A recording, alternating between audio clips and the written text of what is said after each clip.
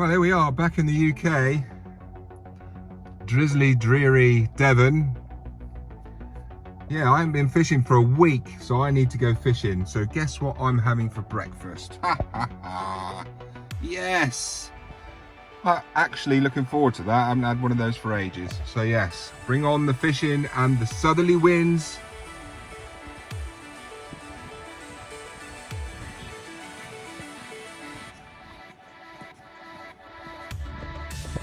Here we are. Bass weather. I'm back from skiing and it's bass weather. I like that. I haven't been out for over a week. I am gagging for a fish. So I'm taking myself on a nice little walk.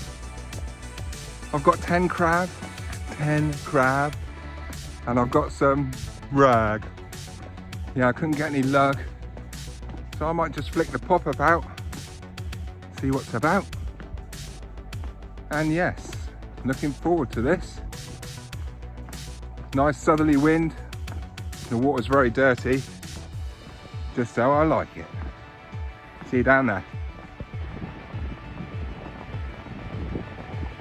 I reckon the fish will be in on that because it's really coloured out at sea.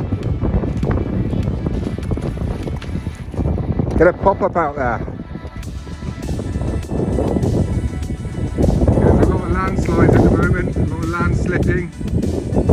There's another one there. Birds everywhere.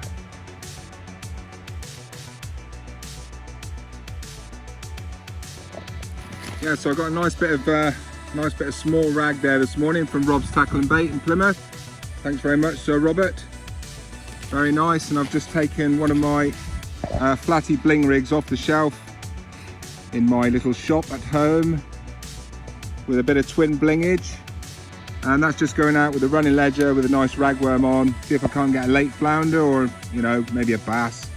But yeah, I wouldn't usually just use ragworm. I would always go for lug or lug and rag, but there ain't no lugs, so there you go. And I have actually got 10 crab as well. So yes, the tide is just flooding in.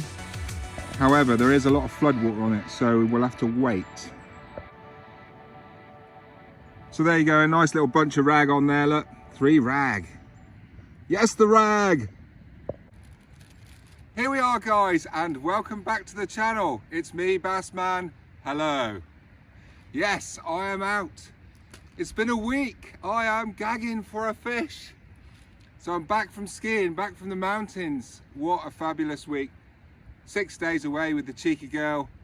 I won't bore you with any skiing on this video, I promise. However, there is a ski vlog coming out in a few days, so if you are interested in skiing or just seeing a bit of me and cheeky girl in action, then yeah, check that out, guys. But yes, welcome along. We are rolling. I am pretty keen. I'm a bit sweaty. I've had a nice big McDonald's breakfast and coffee. Now I'm here today just on this little low tide mark, and not really a secret. Well, it is. And yes, it's like pumping in. So south-southeast winds, which is perfect. But the only thing going against that was all that rain from last night. Ooh. Yeah, so there's a lot of rain coming down the system, but the tide will soon cancel that out. So it'll all mix in, and you know, the fresh will lay on top of the salt. So the salt will come in nice in the fish. So yes, I'm here, and I've got, I'm not a new rig. So I've got off the shelf today. So I've just made for this year. It was on the shelf a couple of years ago in my shop, but here it is, guys. My ultimate estuary rig, the Running Pat, sir. So I've been using that for what, 7, 8 years now, something like that. Yes, it was shown to me all those years ago, and I adopted it, and it's absolutely brilliant. It gathers a lot less weed than a running ledger in the summer, especially when there's weed about. And what really put me off selling this rig was it's in 2 parts. So you've got a hook length and you've got a lead length in there as well, you see. And it kind of just put me off because I don't put rig ties in my rigs. I think that the first thing that you're going to chuck away, apart from this packet, is the ties that come around these ready-made rigs. So as a rule, I don't put anything on my rig. So occasionally you might take them out and they're a little bit tangly, you know, just no big deal, just sort them out. And I will say, with any of my rigs, when you get them out of the packet, guys, give them a good stretch, because obviously they've been like that in the bag, and you know, there's a bit of memory in the line. Yeah, so the running Pat, new for 2024. Well, this is what I use in the estuary anyway. So I've got there, look, that's the hook length, and you've got a Sakuma Top Gun 2.0 on there. Ouch. They're all sharp, everyone's razor sharp. 2 5mm green fluoro beads there, and a little stopper so you can slide it down, put your bait on. Excellent for crab or worm, right? And then we've got the lead length, which is a bit longer, has to be longer. And all I've done there is I've matched the same, a size 2 swivel, and I've put a nice size 1.0 snap swivel on the end there, so you can put your weight in there or whatever. You don't need to clip this rig down. You're only going to be flicking it out 9 times out of 10. So this is my ultimate estuary rig. It's just gone up on the site. It's already selling. I can't believe it, because I only put it on there, I don't know, what, a week ago, and I've sold about 20 already. So yes, get on the estuary rigs. That is all you need for the summer. There you go, look, one's a bit longer than the other. And the other rig I'm going to use this summer is maybe the bling rig in the estuary, and see how they go. But yeah, every time I go fishing, I'm going to take one of these off my shelf in my bedroom and go fishing, because that is all you need. One hook, no stinger, that's it. So yes, welcome along guys. The tide's coming in, and I better get some crab on this hook and get it out there. So today I'm using the lovely new bass rod. Might be able to see in the background. Continental Bass there, 13 foot. So yeah, it's a really light rod. We haven't really sort of gone into it much, and it's very light and it's very responsive. So yeah, let's go, man. Right, here we are. Here we are, one crabbaroo. One crabbaroonie, nicely peeled. Not overly peeled, you don't need to. You don't need to take all the shell off. You know, do you think a big bass or a big whatever comes along and goes, hey, there's a bit much shell on that. Peel that off. And the lungs, it's got lungs on it. They don't care, they'll just come in and smash it. Right, so here we are, the running Pat. So I'm just going to pull those beads back a bit.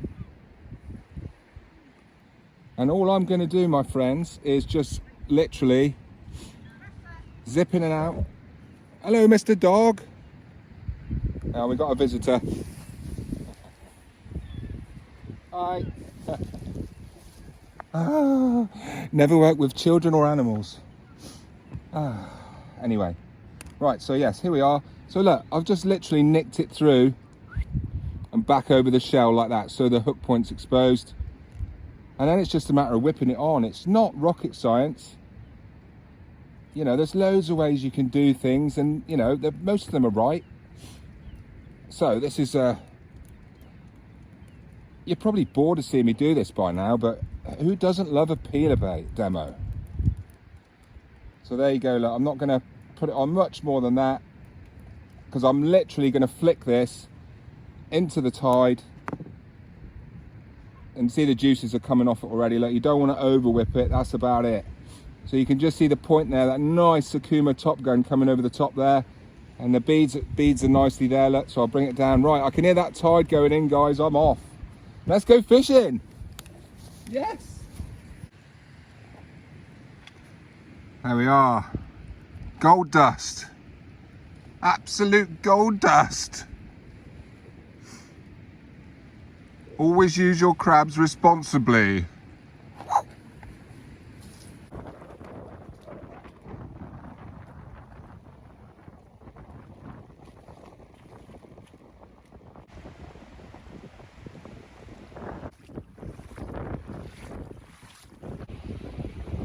Show us your tips.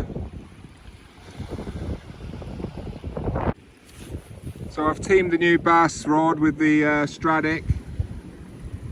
Nice little 5000S FXG or whatever it's called. On the new bass rod, which I haven't properly christened yet. Come on, the bass.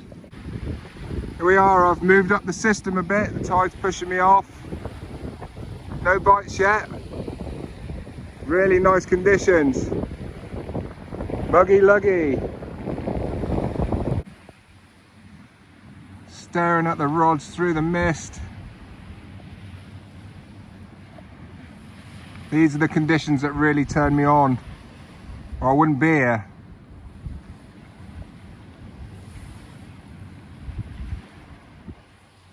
Really nice conditions, coloured water, 12 degrees, muggy luggy, nice and drizzly.